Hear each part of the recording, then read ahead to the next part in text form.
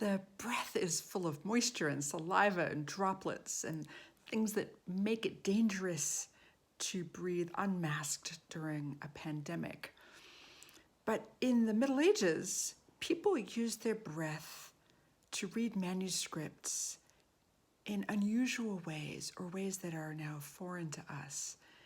And in the next 7 minutes, in this very short TED Talk, I will show you some medieval manuscripts and their signs of wear that reveal how people used their mouth and their breath and their saliva while reading in order to interact more fully with the book.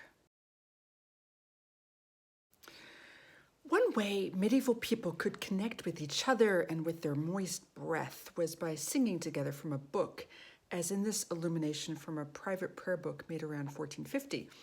Now, this image shows a book within a book, as the singers are all reading from a large choir manuscript. And at the beginning of the current pandemic, we all became aware of just how much moisture is released by singing. And we can see the effect of massive amounts of moisture on choir manuscripts that were heavily used.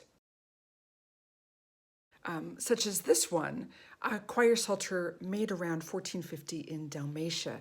Now, you see here the degree to which the paint on the parchment pages has been smeared and worn, in part because of the amount of moisture it was likely to have been exposed to by the effects of this singing choir.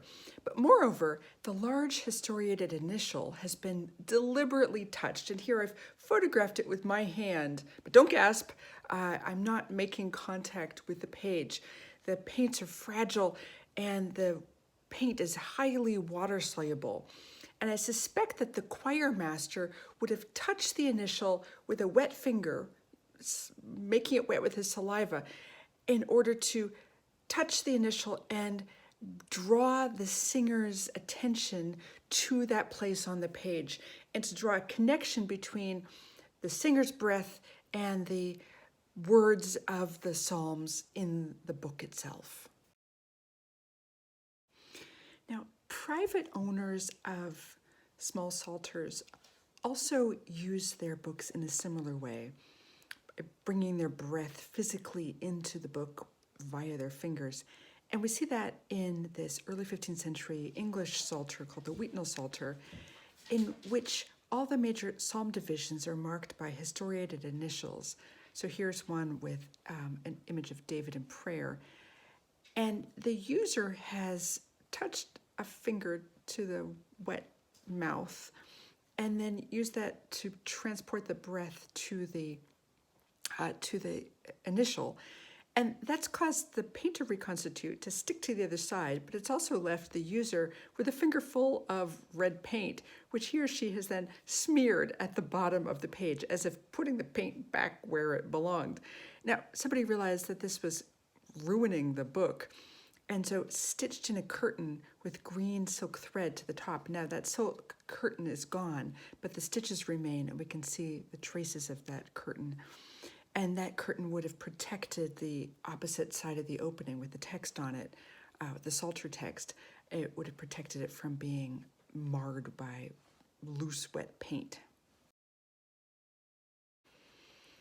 A few folios later on in the same manuscript, the user has again touched the initial at the psalm division with a wet finger, but has also touched the decoration around the margins of the page with a wet finger, as if to bless the image and somehow turn the book into a body, thereby connecting the book again with the body of the user. Another way in which people could bring their mouth or their breath directly to the page was by kissing the book. And I think that is what happened in the case of this particular book of hours, made in the southern Netherlands in the early part of the 15th century. And you can see that the body of Christ hanging on the cross here looks a bit odd. And I think it's because somebody has kissed it repeatedly, which has caused the breath and the moisture from the breath to stick to the page, and that has re-liquefied the paint in the decoration on the opposite side.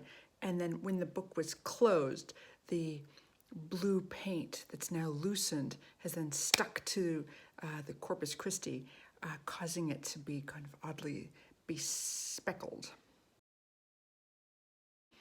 A related operation took place in this little book of ours that has a full-page image of Saint Apollonia, who's standing there with her teeth between in a set of tongs.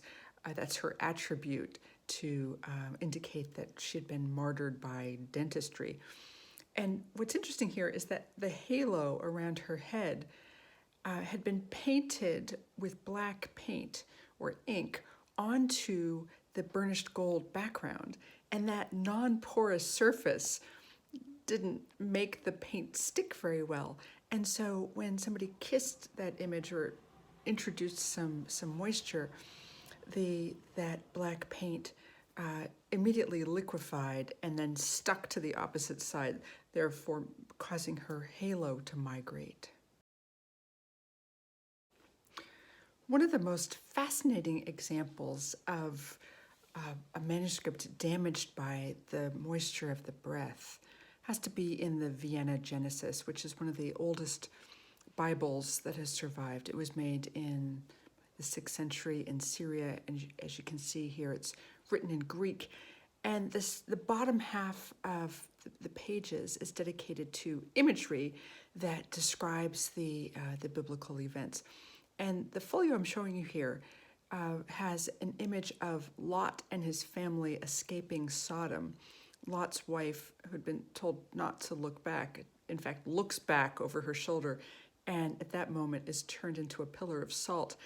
And what you can see from the pattern of wear on this particular page is that somebody, out of curiosity perhaps, has licked a finger and then rubbed the image of Lot's wife to see, hey, does it really taste like salt? Now, I'd like to finish with this image, and this, unlike the other examples, hasn't been touched, but it is thematically relevant. And what it shows is a scene from a book written by Vincent of Beauvais. And in this miniature, we see a nun who is walking through the snow across the monastic compound, and she's carrying her lover. And she's carrying her lover on her back so that she only leaves one set of footprints in the snow, and that no one will know that she has transported her lover to her cell for the evening. And I think that this is an interesting story because it suggests that people are trying to cover their tracks or prevent their actions from being known. However, just like the figure who's looking out at them and spotting the nun carrying her lover across the snow, Emperor Henry III, who's represented in that little window there, just like he sees her actions, we can see the actions of medieval people as they used their manuscripts and displayed emotions and relationships with each other and with their books, by reading aloud, by touching their books, by handling them in very physical ways, and that those leave signs and traces on the parchment, just like the nun leaves her footsteps in the snow. I hope that the next time you encounter a historical object, whether that's a medieval manuscript or a 1970s lunchbox or a couch with interesting things stuffed into its cushions, I hope that you look at that object and consider its signs of wear and what they can tell you about the fears and dreams and desires and values of the people who used those objects in the past.